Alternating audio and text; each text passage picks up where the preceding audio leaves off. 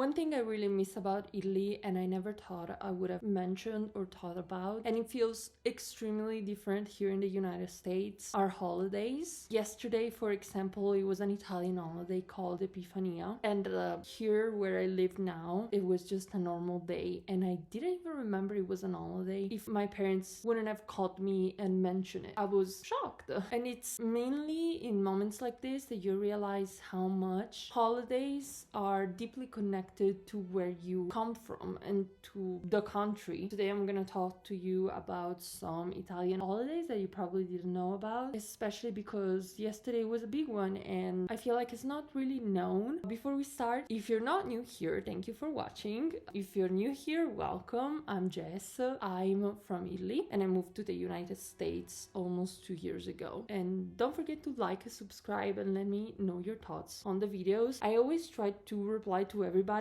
If I don't, I am really sorry. I work a full-time job other than doing videos and I work nights, so it's pretty hard to keep up. I'm trying my best, but now we can start, okay? So as I mentioned in the beginning, yesterday was an Italian holiday called Epifania. Epifania is a holiday celebrated on January 6th, and everybody, or at least most of the people in Italy, grew up with the saying, è arrivata l'Epifania che tutte le feste porta via. That means that basically Epiphany has come, and with that all the holiday season is over, okay? Epiphany basically arrives and Christmas time is done. That's usually when we also take down our Christmas tree, to make you understand the value of it, basically. One thing that I can tell you about it is that Epifania is usually connected when we're kids to a grandmother-like figure that brings toys and candies to kids, and she travels on a broom. La Befana is like a witch, and she came on the night of the 5th and she usually puts them in a stocking. In some cities we also have a folkloric tradition of burning this figure because she represents the old year. So burning it means you're getting rid of all that happened in the past. And depending on where you are, in my town for example, there was the saying that depending on where the wind was blowing, that's how the new year is gonna go. So it blows east, the year is gonna go this way. It blows west, the year is gonna go this way. I don't remember specifically how it goes, but this is kinda what it represents. So if you ever heard of La Befana, is that. And you know why I also miss holidays? It's because in Italy, especially the Christmas holidays, Christmas time, I was used to go on holiday from work from the 23rd of December until the 6th of January, because there's the Christmas Eve that we don't work. Christmas, the day after Christmas, is also an holiday because we also celebrate holidays based on saints. And then there is the 31st and the New Year are holiday, and then the 6th of January that is an holiday. So usually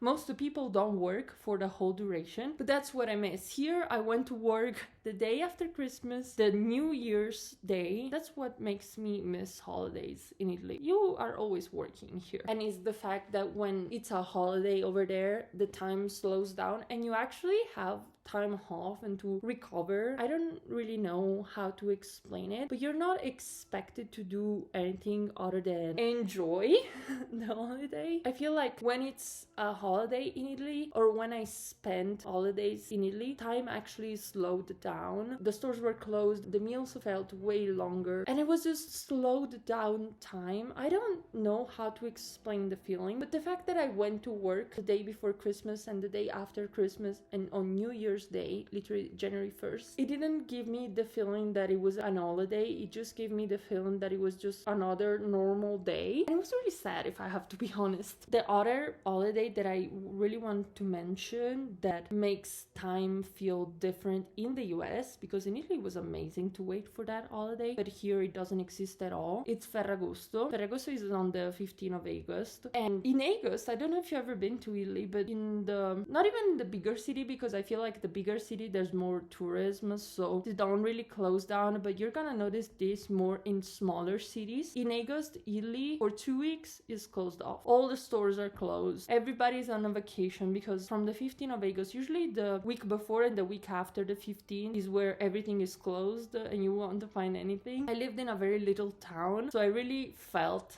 that closure on me. So summer doesn't really feel like summer in the US, because I knew that when I lived in Italy, I was waiting for those 2 weeks in August to be off, for everything to close. But here there's maybe a long weekend, I would say. So it's pretty weird to talk about it with somebody that never experienced holidays over there. One thing that I really want to mention about Italian holidays is that, as you know, a lot of them come from religion. I didn't want to forget this point, because in Italy the most population is Catholic. I am Catholic myself, but I'm Catholic by tradition and culture over than religion. As you know, Italy, it's a laical state, so basically religion and state are two separate things, but culturally Italy is Catholic, so all of our federal holidays are related to religion. It's a pretty weird concept. So like Christmas, it's a federal holiday, but it's not because of religion, it's because of culture and the cultural and the history of Italy. So I hope I'm giving you a lesson. This is what it means. So since Christmas was not about presents, we would not exchanging presents, we would just getting together because of the fact of being together and eating together and sharing. That's it. And we finally got to the end of the video. I really wanted to make something like this, explaining holidays and how they're kind of different, because when it's days like this, when something like the Epiphany passes by, and I don't even notice it unless my parents called me and they were literally like, oh, we just wanted to make sure that they didn't burn you. And it's something funny to say, because it's a saying that we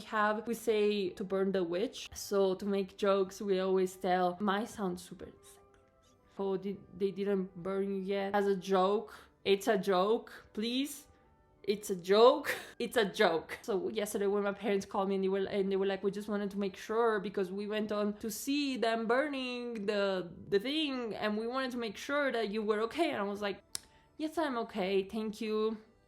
It was really sad, because if they wouldn't have called me and checked on me, I wouldn't have even noticed that it was actually an holiday. I completely missed it. I forgot about it. And it's pretty sad. So it reminded me of all the differences, okay? And I really wanted to make a video and talk about it, because these are the things that make me feel a little more homesick, and are things that I cannot really find anywhere else. Because yes, things like holidays and how we spend holidays, it's something that you cannot really find. So even if I'm gonna be trying to keep them up with my kids when I have them, they won't feel the same as they felt when you're spending them in Italy, okay? I'm sorry, I'm about to cry. I'm very happy if you made it to the end. If you did, comment with the emoji of the witch.